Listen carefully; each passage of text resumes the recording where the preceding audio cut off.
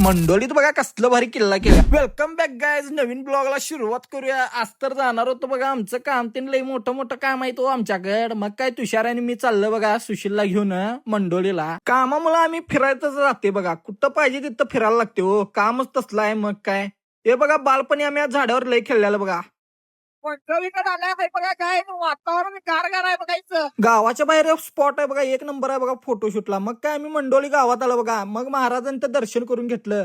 मग इथं समोर बघितलं तर किल्ला एक नंबर बांधलेलीत बघा. देवगिरी किल्ला बघून तर लय भारी वाटलं. तर मंडोली गावात एक नंबर आहे बघा, समोरच किल्ला बांधल्यात बघा. आला तर बघून जावा भावानो. चौकात सनसेट पॉइंटला जात्याला कॉर्नरलाच बांधल्यात बघा, एक नंबर बांधल्यात का इकडली पोरं. मग काय आम्ही बघितलं बघा किल्ला. मग पुढे आम्ही चाललं बघा, हनगरगाला चाललेलं बघा. सुशील, मी, तुषार. एक प्रोजेक्ट होणार आहे हो तिथं डोंगरावर. मग ते प्रोजेक्ट साठी आलतो बघा आम्ही बघायसाठी. डोंगराच्या खालीच असं पूर्ण एरिया आहे बघा, इथंच प्रोजेक्ट त्यांनी तयार करणार आहेत. मग आपलं बेळगाव बी बघा इकडं केवढं लांब दिसतंय.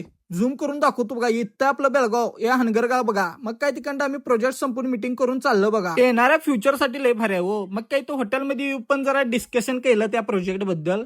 मग काय जीवन आम्ही बाहेर निघलो बघा. इथपर्यंत भावानं ब्लॉग बघितला असला तर फॉलो लाईक करून जावा. तुमच्यासाठी दररोज मी ब्लॉग करायला लागलो.